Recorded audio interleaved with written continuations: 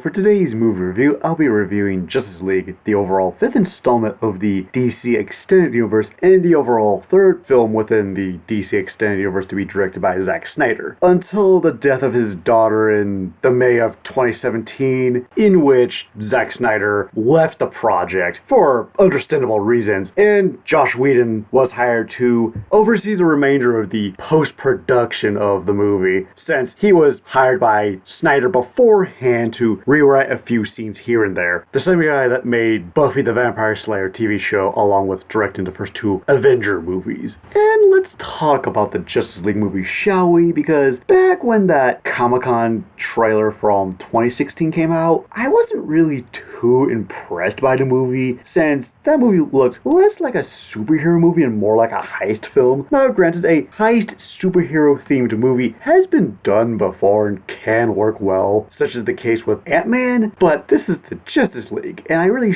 shouldn't expect a heist movie to come out of a group of heroes like the Justice League. But as more advertisements were made for the movie, it started to look like a typical superhero movie that takes place within the confines of this DC Extended Universe. I'm like, okay, slightly better direction, sure, but I'm still not impressed by it, which is a real shame because this is the one group of superheroes I always wanted to see on the big screen. And as I sat there losing interest with this movie, I actually kind of wondered, why am I having so little interest in seeing this movie? And I think it came down to 2 reasons. The first reason being, I think I was getting fatigue from this particular franchise, since I haven't really liked the direction DC has been going with this set of movies, since it takes a lot more from the Christopher Nolan Dark Knight trilogy as opposed to trying to be its own thing. And looking at the premise to this movie, it basically comes down to a group of heroes battling alien invaders. And I sat there going, I already saw this with Avengers, and in this weird sense, I kind of consider the first Avengers movie to be more like the Justice League movie I wanted to see growing up as opposed to this movie. And I bet you're wondering, if you had no interest in seeing the movie, why are you doing a review of it? Well, I got another 2 reasons for reviewing the movie as of now. The first reason being, when Wonder Woman came out, I said to myself, if this movie doesn't do well, then I'll stop watching anything related to DC on the big screen. And sure enough, Wonder Woman proved to be a really good movie. And I said to myself, you know what? This is a step in the right direction. Who knows? Maybe DC just has a rough start. Maybe they'll get in their footing. And second, looking back at it, my very first movie review was Man of Steel, and I've kept up with the franchise this far. I might as well finish what I started. And before I begin my review, if you want to get a general gist of what my thoughts on the DC Extended Universe have been so far, Man of Steel I think is entertainingly okay. Batman v Superman Dawn of Justice I think as a movie by itself is alright, but as a comic movie I think it sucks. Suicide Squad I think is okay within the context of the DC Extended Universe, but I don't think it holds up very well by itself. Wonder Woman I think is a pretty good movie, but maybe not as good as everyone made out to be. But if you want to know more of my in-depth thoughts on each movie, I will leave a link to each review in the description below. Which all leads into this one question. Will Justice League be a huge step forward for the DC Extended Universe, or will it be a huge step back? As for the plots in the movie, sometime after the death of Superman, Batman, along with his newfound ally, Wonder Woman, discover a series of strange events revolved around a platoon of alien invaders known as parademons, led by the alien general Steppenwolf, who are in search of 3 ancient devices known as mother boxes that are scattered across the Earth in hopes of invading Earth itself. And now it's up to Batman and Wonder Woman to assemble a team of heroes consisting of the Flash, Aquaman, and Cyborg to face the oncoming alien invaders. In short, it's basically the live-action adaptation of the New 52 Justice League origin comic, but instead of having the Justice League fight against Darkseid and the Parademons, they're fighting his second-in-command, Steppenwolf, instead. In terms of what I liked about the movie, tonally speaking, this movie is a huge improvement over some of the other installments of the DC Extended Universe, because tonally speaking, the movie is very much like that of Wonder Woman, where there are several points in time where the movie does have some dark visuals, but the movie also has just as many light-hearted moments. And I feel that's what made this movie really work. It actually felt like a fun comic book movie. Because unlike Batman v Superman, where I thought the movie was way too dark and unnecessarily gritty, this here, yeah, sure, definitely is dark, but it's not gritty. It's fun, much like that of a Marvel movie. And I feel like if the movies within the DC Extended Universe were like this to begin with, I think the franchise would get a lot better reception. I also thought that the story was really simple to follow, since all it was just a group of superheroes gathering together to battle an alien invasion, and they give enough detail and backstory on some of the new characters, just enough to let the story flow from one point to another. And sure, there's some points where more context could have been needed, but I think as the movie sits, I understood everything that happened from start to finish. I also like the way Warner Brothers and DC went about setting up the Justice League, because when the Justice League movie was announced, many people were concerned since a lot of new characters were being introduced into this movie without having their own solo movies, and I think this was a good move on their part, because with something like the Avengers, yeah, sure, of the 6 Avengers, 4 of them had their own solo movies, but 2 of them never even had their own solo movies. They appeared in some other Avengers movie as like a support character, and with something like X-Men and Guardians of the Galaxy, these 2 movies did a good job of introducing a bunch of characters without having a bunch of solo movies setting up these 2 movies. And all this movie had to do was introduce 3 new characters, since before this movie we had 2 solo movies along with 1 team-up movie that introduced the new incarnation of Batman along with introducing the Power Trinity, and then with this movie introducing 3 new characters. So in a way, I like the way Warner Bros. And DC tried to go about setting up the Justice League. I just think that their execution could have been a lot better in some areas. And again, I am glad that they didn't go the Marvel route of having a bunch of solo superhero movies leading up to this huge team-up movie. I think it was good to have maybe a few solo movies lead up to one team-up movie that leads up to another team-up movie. I think that was the smart idea to go about the Justice League in this instance. I also like the overall costume design for all the characters of the Justice League, more specifically the heroes, because with something like Suicide Squad, in terms of the costume design they had for their characters, I saw a group of characters that were supposed to be the Suicide Squad. Keyword, supposed to be, because there are some characters where I sat there going, okay, yeah, sure, that's Deadshot, and yeah, that's Katana, but then you had some characters that looked nothing like their comic counterpart, like Captain Boomerang in the comics looked like a mercenary. His movie counterpart, he looked like some drunk hobo. Harley Quinn in the comics, sure, she's gone through a lot of costume changes over the years, but she's typically had that jester look to her. Well, maybe not the actual jester outfit itself, but a more modernized idea of said jester outfit. The movie version just looks like a slutty cheerleader. Then you got the Enchantress, who looks nothing like her comic book counterpart, since in the comics, sure, she's yet another character that's gone through some costume changes, but she always looked like some kind of sorceress. Yet, the movie version makes her look more like a reject from the 2016 Gods of Egypt movie. But with the characters in this movie, I sat there watching the movie going, that's Wonder Woman, that's Flash, that's Cyborg, and that's Aquaman. Like, the members of the Justice League in this movie are literally a spitting image of the characters from the comic. Granted, Aquaman's kind of the exception of the group, since he might not sport the traditional orange and green outfit he's known to wear, but Aquaman's gained some various designs over the years where he has gained a more armored look. But again, because of the combination of the motifs of the weapon he wields, along with the green colors and the scaly texture of his armor, I do get the impression this is Aquaman. Case in point, the Flash in the movie looks like Flash from the comics, albeit, yeah, he looks a bit more armored, but again, through a combination of the red suit with the lightning bolt on the chest, I can definitely tell that's the Flash. Cyborg, on the other hand, albeit, sure, he doesn't wear a physical costume, but that's definitely Cyborg. I also like the many interactions that several of the characters have with one another throughout the movie, since I thought that every single character played well off each other no matter who they were with. And I also like how some of these interactions contrast with one another. The 2 that come to mind that I think contrast each other the most is essentially the interactions that the Flash and Cyborg have versus the type of interactions that Batman and Wonder Woman have. Since the main interactions between Flash and Cyborg essentially come down to, you have these 2 characters that are essentially the youngest members of the Justice League who never really experienced crime fighting before, as opposed to Batman and Wonder Woman, where you have these 2 characters who are not only the oldest members of this Justice League, but they're also the most experienced crime fighters within the group.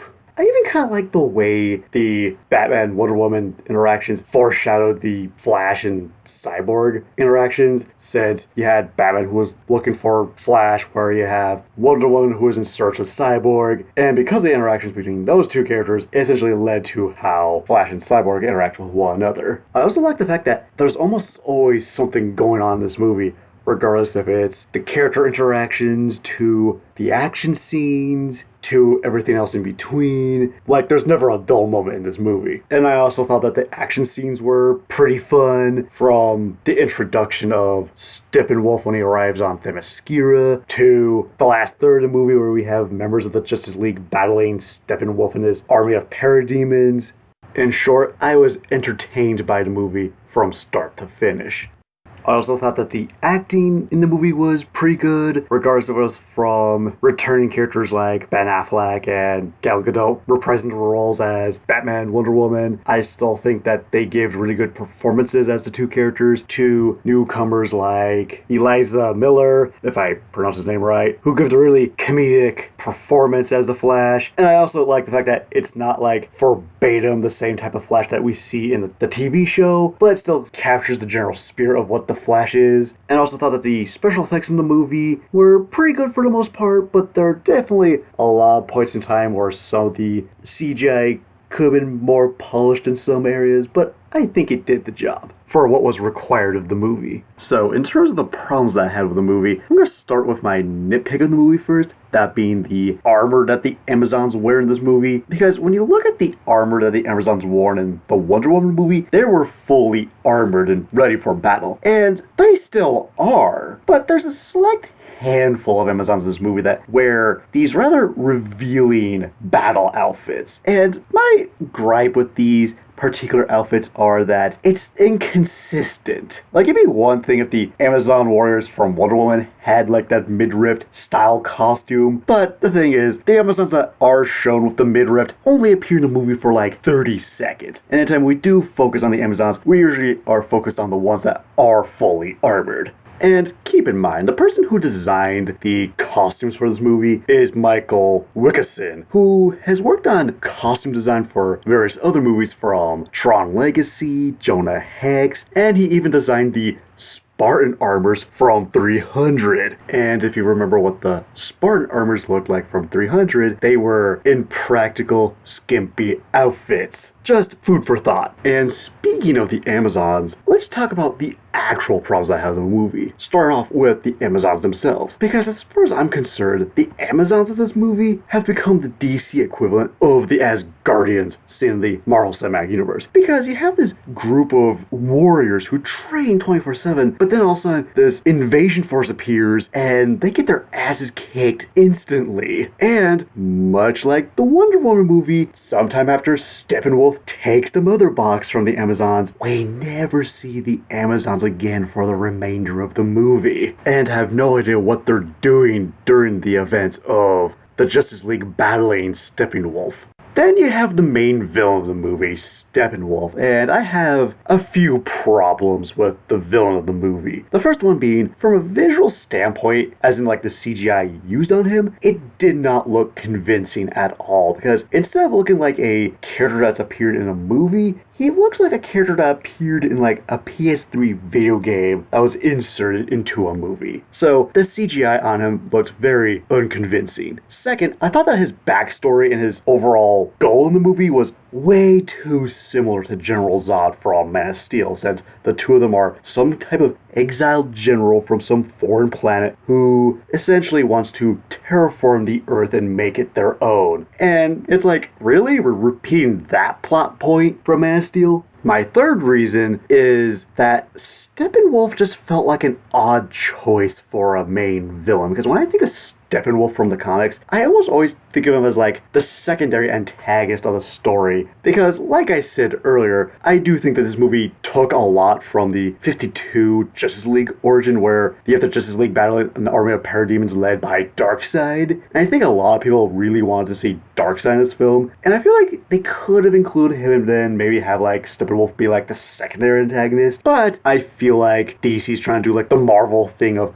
saving the real big baddie for like a future installment. And if I had to pick a different villain for this movie, instead of having Steppenwolf, I would have had someone like Granny Goodness, and then have her Furies be like her henchmen, and you see like the Justice League battling Granny Goodness and her Furies throughout the movie. I think that probably would have worked better. And maybe for like the second Justice League movie, have Darkseid be the main villain and have Steppenwolf be the secondary villain. And my fourth and final reason for not liking Steppenwolf as a villain is speech pattern and dialogue. Because anytime he does speak, he doesn't sound very threatening, he just sounds very bored. And when he does speak, I had a hard time understanding what he was saying. Like, Steppenwolf in this movie, when it came to talking, became the DC Extended Universe's equivalent of Bane from The Dark Knight Rises, where there are some points in time where I can understand, but a good majority of the time I had a hard time understanding a word that was coming out of his mouth, since he was mumbling most of his dialogue.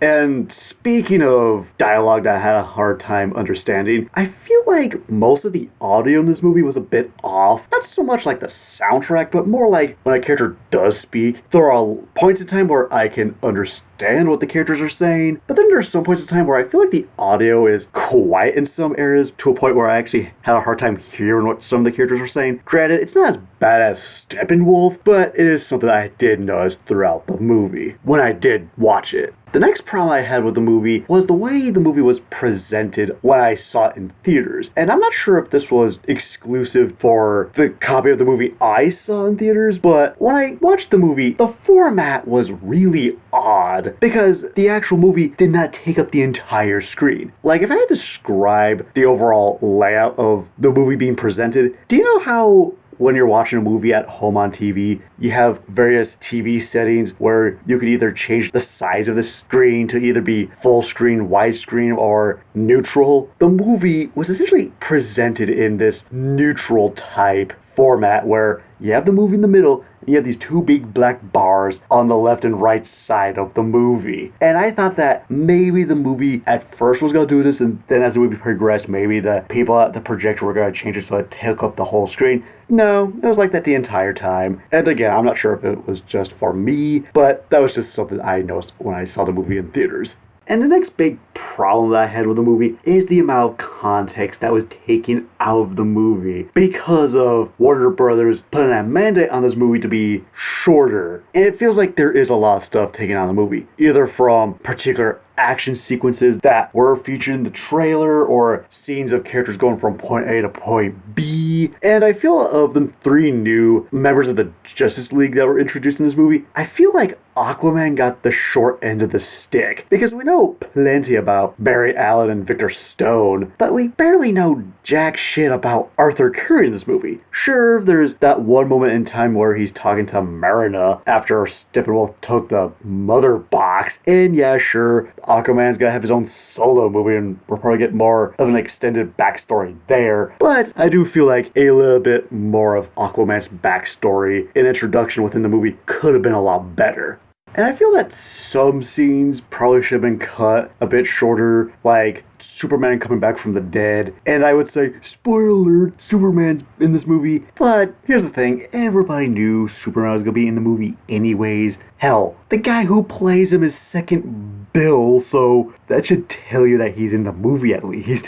But anywho, when Superman does come back from the dead, he gets into a confrontation with the Justice League, and I felt this particular sequence could have been shorter, because I felt as it sits, the confrontation between Superman and Justice League progressed, it got repetitive really quickly. And another problem that I have with the movie, I don't know if it's me, but I swear that this movie uses stock footage from The Hobbit, because there's a point in time where we see Diana giving exposition on Steppenwolf when he attempted to conquer Earth once before, and talks about his defeat. And when they're showing him leaving Earth, we see basically a bunch of parademons grabbing Steppenwolf and dragging him to like a nearby corridor of one of the ships. And as I sat there looking, I'm like, man, why have I seen this particular like shot before? And then it hit me. It just reminded me too much of that one shot from The Hobbit, where we have one of the dwarves giving exposition on Thorin Oakenshield when he defeated Asgard the Defiler, and we see a bunch of orcs dragging Asgard the Defiler away into like this chamber. It's just some of the way the shot is set up just looks way too similar to me. Almost as if Warner Brothers took that scene from The Hobbit and made some adjustments to it. At least that's what it looked like to me.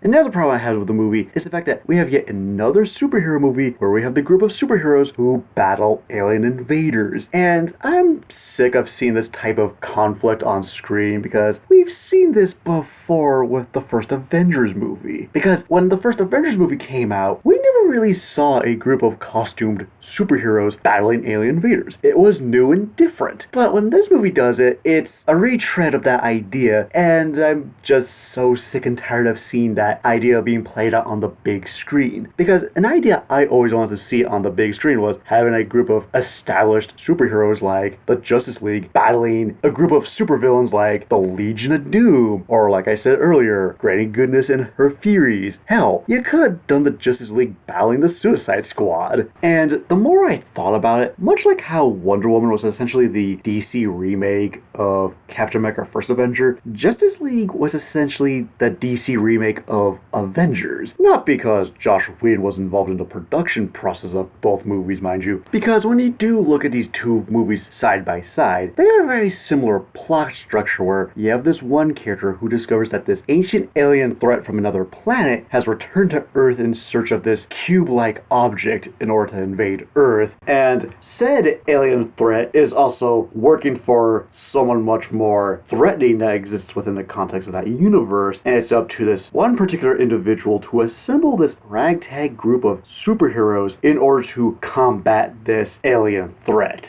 And much like Wonder Woman, even though it borrows a lot of elements from a movie set within the Marvel Cinematic Universe, it definitely has enough differences to be its own thing. So, for my final verdict of Justice League, even though I didn't have interest in seeing this movie at first, I'm glad I saw it, because honestly, I don't think Justice League is as bad as everyone made it out to be. It's colorful, the characters have nice interactions off one another, the story is extremely simple to follow, and I think it is a lot of fun. Although I do feel that the movie can be generic at times, and because of the mandate that Warner Brothers put on the film to be shorter, a lot of context is taken out of the movie that really should be in the movie. And the movie, in a nutshell, is essentially a DC remake of the Avengers, which I don't think is a bad thing, but I feel like it could have been a lot worse. And as far as I'm concerned, Justice League, as of this moment, is the second best movie within the DC Extended Universe. The movie overall, I think, is just an okay movie that's not perfect, but can be enjoyed as a dumb, fun action movie. And before I give my final rating, what did everyone else have to say about Justice League?